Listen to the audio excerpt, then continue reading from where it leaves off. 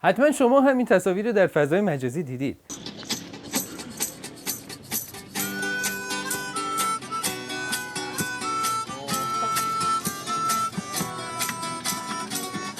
تصاویر مردی که شباهت صداش به ابی یا همون آقای صدا باعث شده هر کسی که اون رو میبینه برای یک لحظه هم شده مکث کنه و به صدای دلنشینش گوش کنه.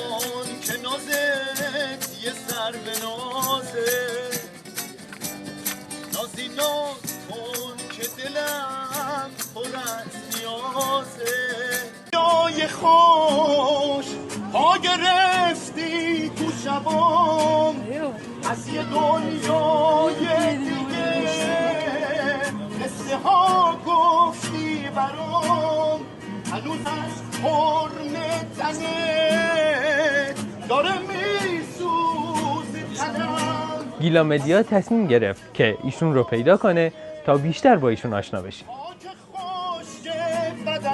خب ما در استودیو فراز هستیم و بعد از تلاش‌های فراوان تونستیم با آقای کامران عسکرزاده ارتباط برقرار کنیم و ایشون رو دعوت کردیم به گیلا مدیا. ما در خدمتتون هستیم آقای عسکرزاده و از خودتون بیشتر برای بینندگان ما بگید. درود به شما و تمام بینندگان خوبتون. کامران عسکرزاده هستم. از 6 سالگی میخوندم و بعد از اون فکر میکردم که باید این کار حرفه‌ای بشه و من جای تعلیم ببینم. از اون روزی بگین که اولین کلیپ شما پخش شد و با اون گروه تو پیاده راه شهرداری شروع به خوندن کردیم. من اصلا قرار نبود بخونم. اومدم تو شهرداری دیدم 2 نفر دارن میخونن و میزنن و منم مثل آدمایی که هیچی از موزیک نمیدونست کنارشون ایستادم و بعدن رفتم جلو گفتم خب اینی که دارید میزنید چرا حداقل این تحریرها رو رعایت نمی کنید و اینا. گفت نکنه شما خواننده اید. گفتم نه من اصلا هیچی از موزیک نمیدونم، خواننده هم نیستم، ولی اینطوری نباید خوند. گفت چجوری باید خوند؟ گفتم خب اینی که داری میزنی رو 2 پرده برو بالا بزن. که من شروع کردم آهنگ بگذر ز من رو یادم اجرا کردم و زمانی که من نمیخوندم مردم نبودن، هیچ کس نبود تو اون دور و بر. همچین که من اومدم بگذر ز من رو اجرا کردم مردم جمع شدن و بعد الی آخر دیگه تمام اون اتفاقات افتاد.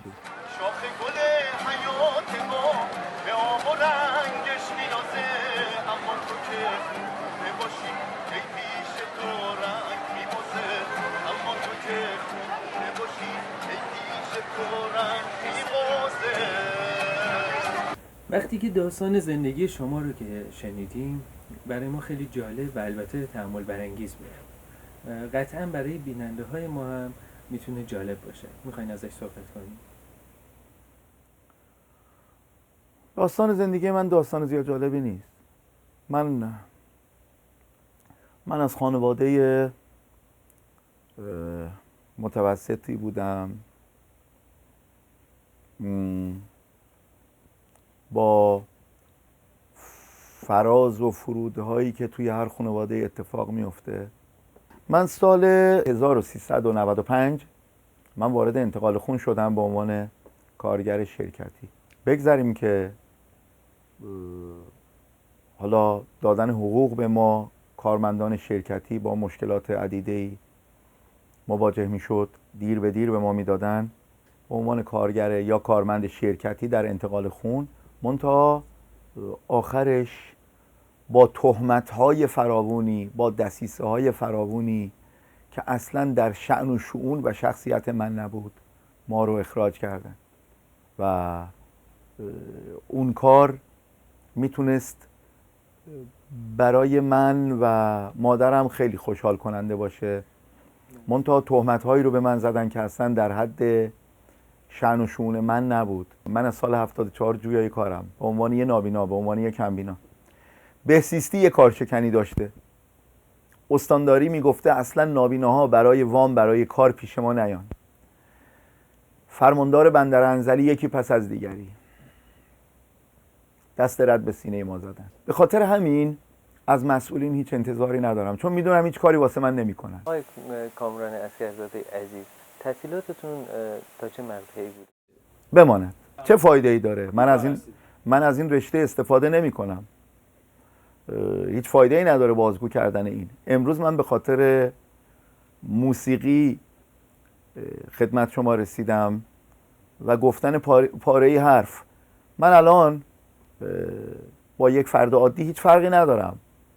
اصلا حیث مهندسی من مطرح نیست. هیچ وقتم نمیخواستم حرف بزنم، شما پیش کشیدید. ولی مسئله اینه که من به عنوان یک شهروند که هستم، درسته؟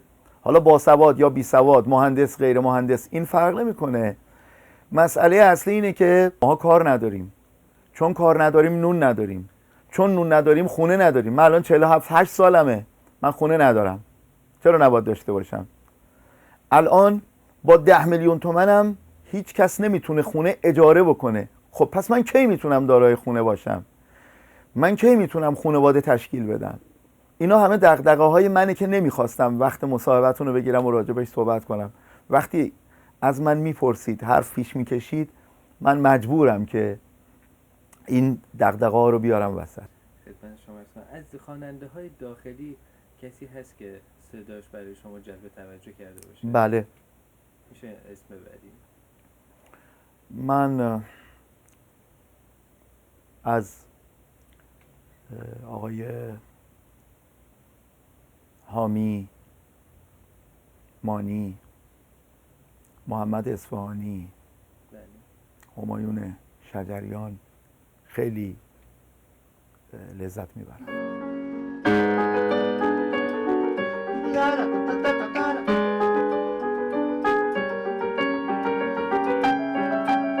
اشتباس، این کروماتیکات اشتباس.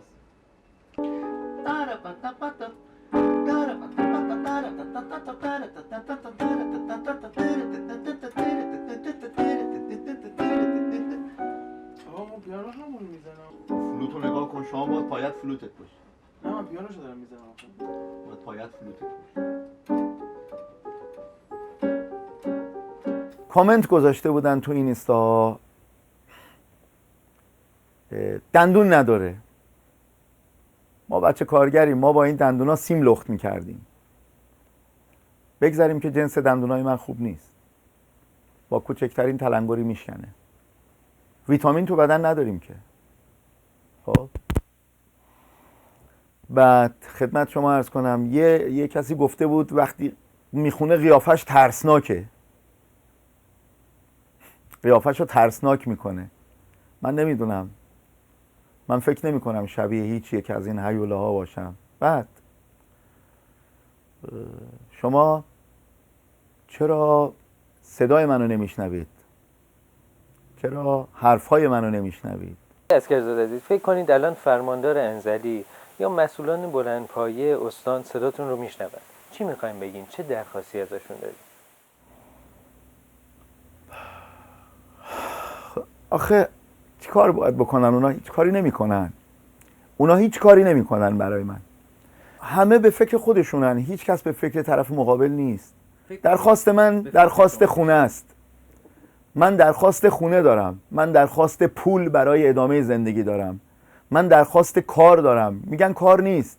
خب چرا الان بهزیستی مستمری ماها رو 53 تومن مستمری ما هست، با اون یارانه شده 108 تومن.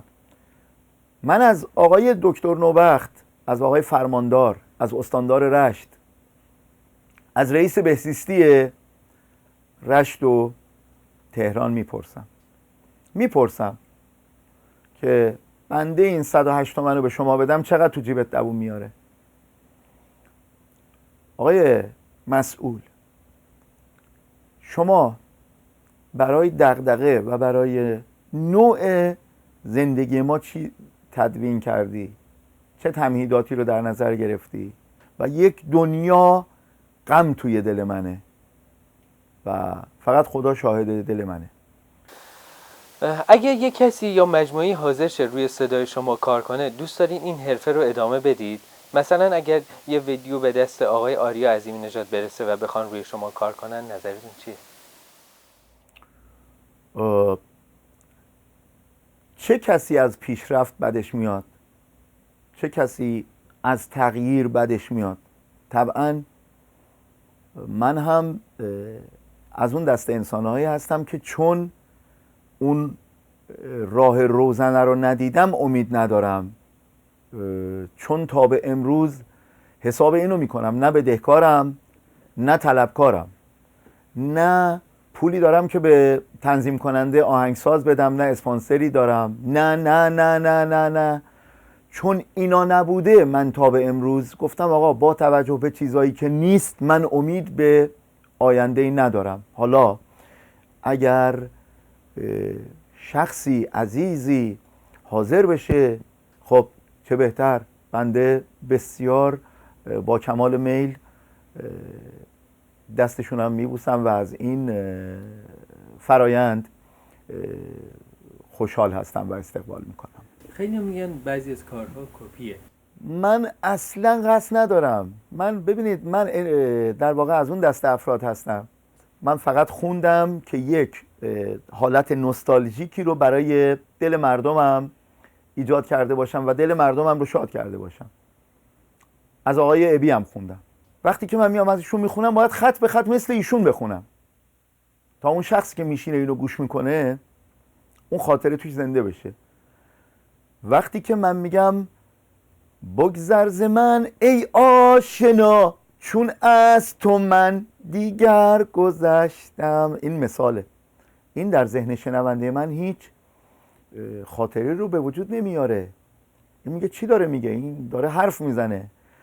ولی وقتی که ما داریم میخونیم بگذر ز من ای آشنا چون از تو من دیگر گذشتم، این میره میشینه فکر میکنه، هم به تبحر اون خواننده‌ای که میخونه فکر میکنه و هم خاطره‌ای که از گذشته، چون افراد بسیار زیادی با این آهنگا گریه کردن، خنده کردن، عاشق شدن، طلاق گرفتن، بچه دار شدن، زندگی کردن، زندگی با این آهنگا زندگی کردن. این خاطرها تو قلب اونا زنده میشه. من بیشتر اینو سعی کردم رعایت بکنم و الا قصد کپی نداشتم به خدا. ضمن این که من شاگرد ابی عارف میدونم خودم رو، اینا پیشکسوتان کشور من هستن. من اگر یادی از اینا میکنم باعث مباهات و افتخار به خدا، به تمامشون افتخار میکنم. برای مردم خوب انزلی، رشت و کشورم آرزوی عمر با برکت و شادی دارم. شادی خوبه، شادی بیاد توی دلها. انسانها پیر نمیشن، جوون میمونن، دلها باید شاد باشن و من این آرزو رو، یعنی آرزوی شاد بودن رو برای همه ملت، همه تک تک ملت ایران دوست دارم. و سپاس از بچه‌های خوب و عزیز گیلان مدیا که به من بسیار مهر ورزیدند و من رو مورد مهر و لطف خودشون قرار دادن و این مصاحبه رو برگزار کردن. در پایین اگه صحبتی هست بفرمایید.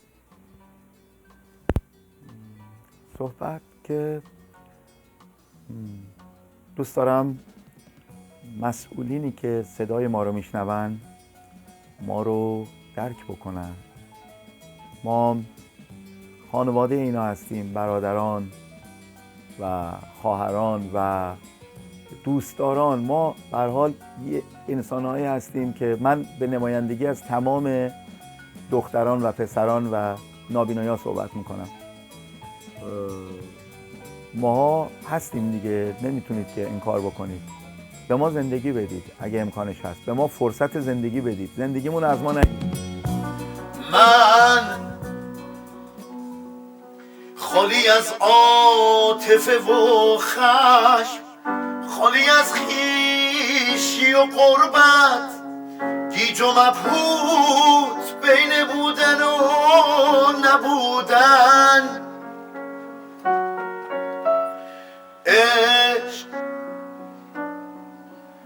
آخرین هم سفر من مثل تو منو رها کرد، حالا دستام مونده و تنهای من.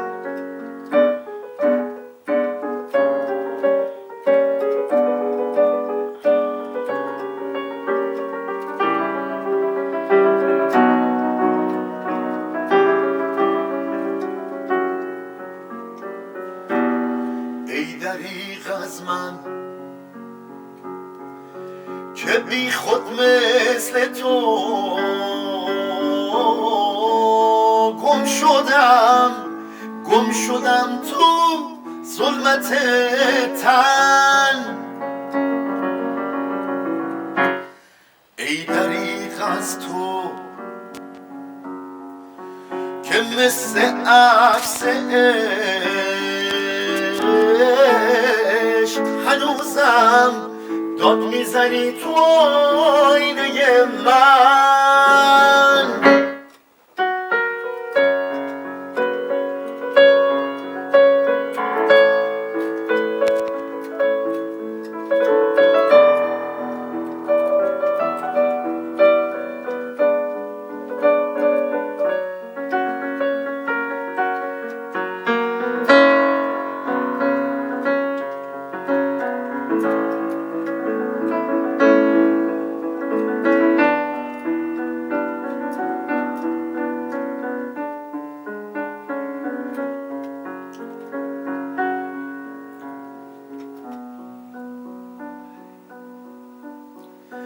وای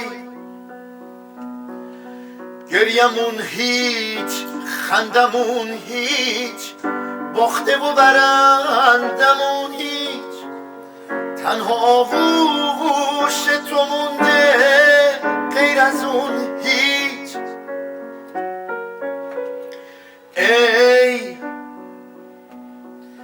ای مثل من تک و تنها، دستامو بگیر که عمر رفت، همه چی تویی، زمین و آسمون هیچ.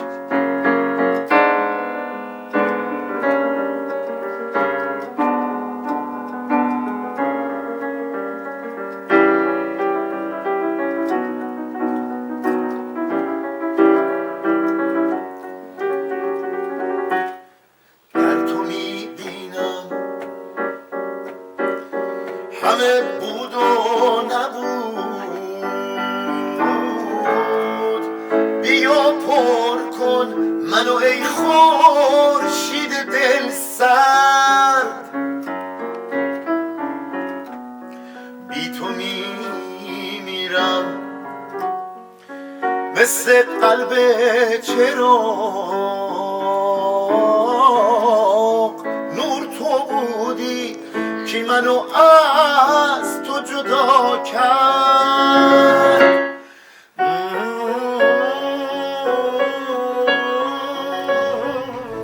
خیلی زحمت کشید جناب اسکرزاده عزیز.